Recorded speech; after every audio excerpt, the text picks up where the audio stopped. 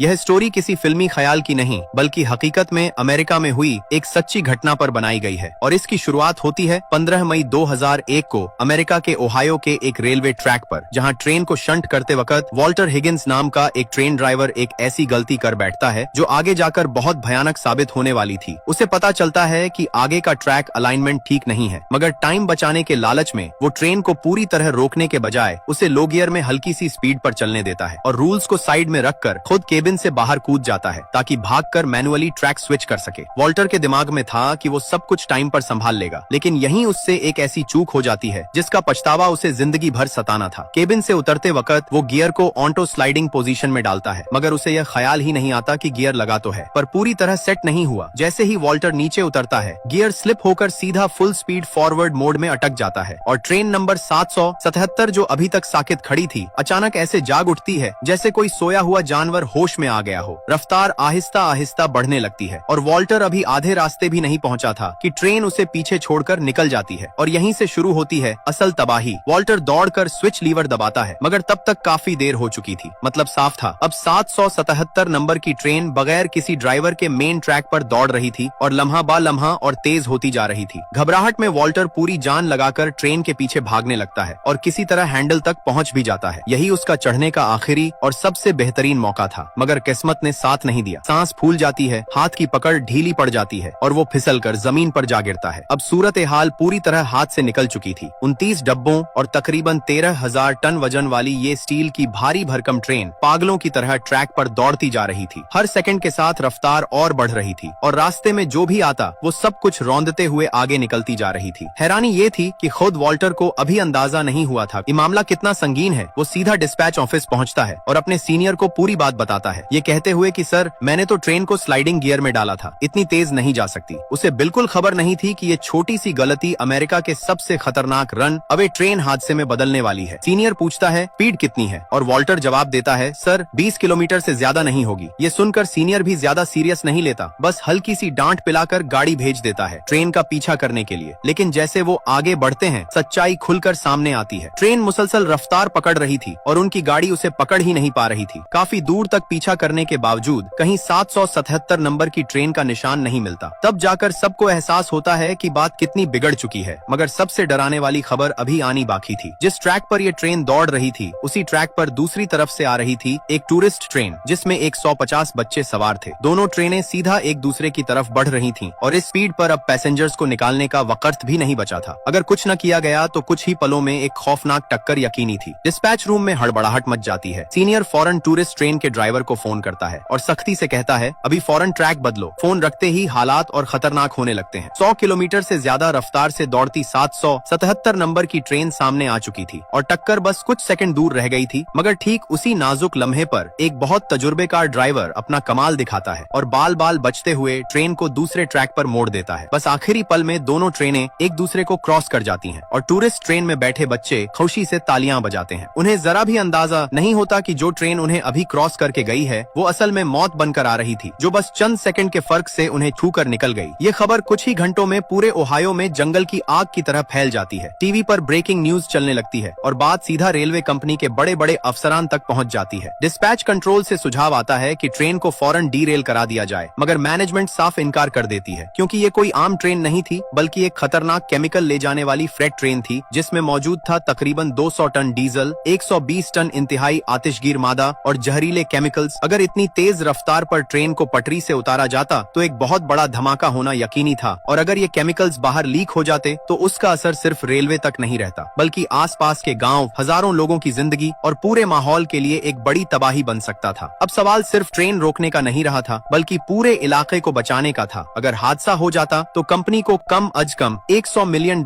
सिर्फ माहौलियाती नुकसान के जुर्माने के तौर पर देने पड़ते और साथ ही कंपनी के शेयर्स भी सीधे गिर जाते। यही सोचकर ऊपर बैठे लोग बगैर किसी कोशिश के इतना बड़ा नुकसान मानने को तैयार नहीं थे। फौरन एक इमरजेंसी मीटिंग बुलाई जाती है और थोड़ी ही देर में एक खतरनाक प्लान तैयार किया जाता है। प्लान ये था कि एक इंजन को आगे की तरफ धीमी रफ्तार से चलाया जाए ताकि पीछे से आती 777 नंबर की बेकाबू ट्रेन उससे टकराए और टक्कर की ताकत से उसकी रफ्तार कम की जा सके। ये तरीका बहुत ही खतरनाक था, तकरीबन खुदकुशी जैसा मिशन, मगर इस काम के लिए चुना जाता है एक तजुर्बेकार और बुजुर्ग इंजीनियर जेरल्ड मिचेल को। जेरल्ड को पता था कि ये काम उसकी जान ले सकता सकता है, मगर फिर भी वो अपनी जान दांव पर लगाकर इस मिशन के लिए तैयार हो जाता है। एक के बाद एक कई जबरदस्त टक्करों के बाद आखिरकार फर्क नजर आने लगता है। 777 नंबर की ट्रेन की रफ्तार जो 100 किलोमीटर से ज्यादा थी, वो कम होकर तकरीबन 60 किलोमीटर प्रति घंटा पर आ जाती है। मगर खतरा अभी भी टला नहीं था। अब प्लान के दूसरा हिस्से की बारी आती है। हेलीकॉप्टर के जरिए एक ड्राइवर को चलती ट्रेन पर उतारा जाता है ताकि वो केबिन में जाकर कंट्रोल संभाल सके। मगर जैसे ही वो केबिन में कदम रखता है, दोनों इंजनों के बीच एक और जोरदार टक्कर हो जाती है। टक्कर इतनी शदीद थी कि वो ड्राइवर हवा में उछलकर बाहर जा गिरता है और बेहोश हो जाता है। इस तरह मिशन का ये हिस्सा पूरी तरह नाकाम हो जाता है। मगर जेरल्ड मिचेल हार मानने वालों में नहीं था। उसे दूर एक मेंटेनेंस प्लेटफॉर्म नजर आता है और वहीं से वो अपनी जिंदगी का सबसे खतरनाक दांव खेलने का फैसला करता है। सालों का तजुर्बा पर भरोसा करते हुए वो कोशिश करता है कि किसी तरह 777 नंबर की ट्रेन को साइड ट्रैक की तरफ खींच लिया जाए ताकि वो मेन लाइन से हट जाए। मगर भले ही रफ्तार थोड़ी कम हो गई थी, फिर भी इतना वजन इतनी छोटी इंजन के लिए खींचना मुमकिन नहीं था। ये खतरनाक कोशिश न सिर्फ नाकाम होती है, बल्कि जेरल्ड का इंजन कंट्रोल खोकर पलट जाता है और वो शख्स जिसकी रिटायरमेंट में सिर्फ 2 महीने बाकी थे, अपनी ड्यूटी निभाते हुए जान दे देता है। उधर 777 नंबर की ट्रेन फिर से रफ्तार पकड़कर कुछ ही पलों में दोबारा 100 किलोमीटर से ज्यादा पर पहुंच जाती है और एक बेकाबू ताकत की तरह आगे दौड़ने लगती है। पूरा ऑपरेशन मुकम्मल तौर पर नाकाम हो चुका था। नतीजा एक मौत और एक शदीद जख्मी शख्स। अब कंपनी का मैनेजमेंट मजीद रिस्क लेने की हिम्मत नहीं करता और आखिरकार पहले वाले प्लान पर वापस आता है। आगे एक छोटे से कस्बे के पास डीरेलमेंट डिवाइस लगाई जाने लगती है। पुलिस फौरन हरकत में आती है। आसपास रहने वालों को महफूज जगह पहुंचाया जाता है। मीडिया वाले ट्रेन के साथ साथ लाइव कवरेज देने लगते हैं। अब हर तैयारी मुकम्मल हो चुकी थी। अगला कदम या तो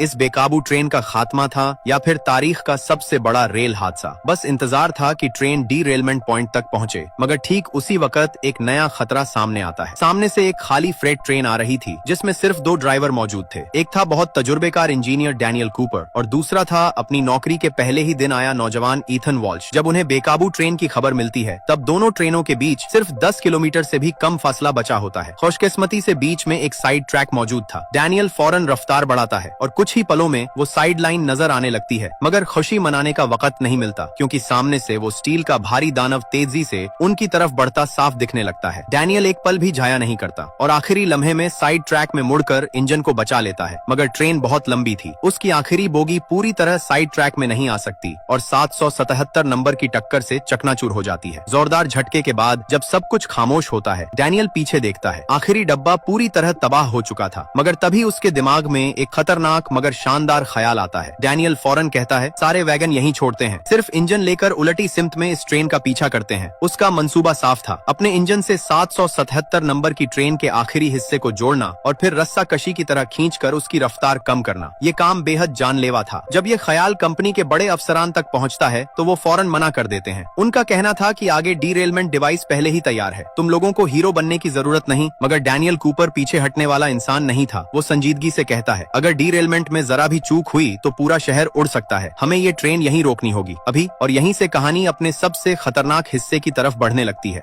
इतने ज्यादा वजन और रफ्तार पर वो डीरेलमेंट डिवाइस असल में कुछ खास करने वाली नहीं थी। ये हीरो बनने की बात नहीं थी, बल्कि उससे भी बड़ा मसला था। अगर ये ट्रेन आगे बसे हुए बड़े शहर के पास डीरेल होकर फटी तो नुकसान का अंदाजा लगाना नामुमकिन। डैनियल अभी अपनी बात पूरी नहीं कर पाया था कि वो स्टील का दानव डीरेलमेंट पॉइंट तक पहुंच जाता है और ठीक वैसा ही होता है जैसा उसने कहा था। डिवाइस ट्रेन को रोक नहीं पाती। अब उम्मीद की आखिरी किरण सिर्फ डैनियल और ईथन के पास बची थी क्योंकि उनके हाथ में सिर्फ एक इंजन था। डैनियल जल्दी से 777 नंबर की ट्रेन के करीब पहुंच जाता है। अब शुरू होता है सबसे खतरनाक मरहला, यानी दोनों इंजनों को जोड़ना। डैनियल इंजन कंट्रोल करता है और ईथन पीछे से रास्ता बताता है, मगर पहली कोशिश पूरी तरह नाकाम हो जाती है। टक्कर से आखिरी हॉपर वैगन टूट जाता है और पत्थर चारों तरफ बिखर जाते हैं। धूल और पत्थरों की वजह से दोनों का सांस लेना मुश्किल हो जाता है, मगर वो हिम्मत नहीं छोड़ते। दूसरी बार कोशिश की जाती है और इस बार किस्मत साथ देती है। दोनों इंजन जुड़ जाते हैं। मगर तभी ईथन को एक खतरनाक बात नजर आती है। कनेक्टर पूरी तरह बंद नहीं हुआ था, यानी जरा सा झटका लगते ही सब कुछ फिर से टूट सकता था। बगैर एक पल सोचे ईथन जान की बाजी लगाकर उड़ते पत्थरों के बीच नीचे झुकता है और पैर से जोर देकर कनेक्टर का लॉक बंद कर देता है। खुशकिस्मती से लॉक काम कर जाता है, मगर इसी पल उसका पैर कनेक्टर में फंस जाता है। तेज दर्द की वजह से उसका बैलेंस बिगड़ता है और वो वैगन के किनारे से नीचे गिरने लगता है। एक पल के लिए वो सबकी नजरों से गायब हो जाता है। कंट्रोल रूम में मौजूद उसकी बीवी का दिल धक से रह जाता है। कुछ सेकंड बाद एक मोजिजा होता है। ईथन ने किसी तरह हैंडल थाम लिया था। वो नीचे नहीं गिरा और लंगड़ाता हुआ वापस वैगन के किनारे पर आ जाता है। उसकी बीवी की आंखों में खुशी और आंसू एक साथ आ जाते हैं। हैं, मगर खतरा अभी खत्म नहीं हुआ था। ट्रेन की रफ्तार अब भी तकरीबन 120 किलोमीटर फी घंटा थी और अगले शहर तक 10 किलोमीटर से भी कम फासला बचा था। सबसे डराने वाली बात ये थी कि शहर की शुरुआत में एक तेज और खतरनाक मोड़ था जिसे 40 किलोमीटर से ज्यादा रफ्तार पर पार किया गया तो ट्रेन का उलटना यकीनी था और उस मोड़ के बिल्कुल नीचे भरे हुए फ्यूल टैंक रखे हुए थे। अगर ट्रेन उलटती और धमाका होता तो नतीजा सोच से भी परे होता। डैनियल अब एक पल भी नहीं सोचता और पूरी ताकत से खींचना शुरू करता है, बिल्कुल रस्सा कशी की तरह। मगर सिर्फ एक इंजन की ताकत 29 वैगनों के इस भारी बोझ के सामने काफी नहीं थी। पहिए जोर से घूमते हैं और चिंगारियां उड़ने लगती हैं और तभी इस मौत के खेल में ईथन वॉल्श के जहन में एक आखिरी जबरदस्त ख्याल आता है। अगर हर वैगन का ब्रेक हाथ से खोल दिया जाए तो रफ्तार पर अच्छा असर पड़ सकता था, मगर ईथन जख्मी था, इसलिए ये खतरनाक काम अब सिर्फ डैनियल कूपर ही कर सकता था। डैनियल बगैर कुछ सोचे दौड़ती हुई ट्रेन पर कूद जाता है और एक एक करके हर वैगन का मैनुअल ब्रेक खोलता जाता है। एक वैगन, फिर दूसरा, फिर तीसरा। हर ब्रेक के साथ रफ्तार थोड़ी थोड़ी कम होने लगती है। कई मिनट की मुसलसल कोशिश के बाद आखिरकार रफ्तार काफी हद तक गिर जाती है, मगर फिर भी वो खतरनाक मोड़ के लिए ज्यादा थी। अब आगे बस वही मोड़ था और कोई रास्ता नहीं बचा था। सब कुछ किस्मत पर छोड़ दिया जाता है। ट्रेन मोड़ पर जोर से झुकती है और सबकी सांस रुक जाती है, मगर ट्रेन उलटती नहीं और किसी तरह मोड़ पार कर लेती है। एक पल के लिए लगता है कि अब सब कुछ ठीक हो जाएगा, मगर तभी एक नई मुसीबत आती है। मुसलसल गर्मी की वजह से ब्रेक डिस्क फेल हो जाती हैं और पूरा ब्रेकिंग सिस्टम बैठ जाता है। 777 नंबर की ट्रेन फिर से रफ्तार पकड़ने लगती है। डैनियल फौरन इंजन केबिन की तरफ दौड़ता है, क्योंकि अगर वो किसी तरह केबिन तक पहुंच जाए तो ट्रेन को पूरी तरह रोका जा सकता था। मगर रास्ते में उसे रुकना पड़ता है, क्योंकि आगे वाले वैगन के बीच का फासला बहुत ज्यादा था और वहाँ से कूदना मुमकिन नहीं था। अब क्या किया जाए? ठीक उसी जिंदगी और मौत के लम्हे एक पिकअप ट्रक साथ साथ दौड़ती नजर आती है। डैनियल चिल्लाता है, ईथन कूद जाओ, और ईथन एक पल भी नहीं सोचता, छलांग लगाकर कामयाबी से पिकअप ट्रक में जा गिरता है। अब आखिरी दांव खेला जाना था और आखिरकार वो किसी तरह इंजन केबिन तक पहुंच जाते हैं। स्क्रीन के सामने बैठे हर किसी की सांसें अटकी हुई थीं और सबके हाथ बेखुदी में मुट्ठियों में बदल चुके थे। ईथन वॉल्श पूरी हिम्मत जमा करता है, ठीक लम्हे का इंतजार करता है और फिर कूद जाता है। सब कुछ बस चंद सेकंड में हो जाता है और आखिरकार वो स्टील का दानव जो तकरीबन 2 घंटे से ज्यादा वक्त तक मेन ट्रैक पर बेकाबू दौड़ रहा था, रुक जाता है। पूरा इलाका एक बहुत बड़ी तबाही से बच जाता है और यहीं पर यह दिलचस्प कहानी खत्म होती है।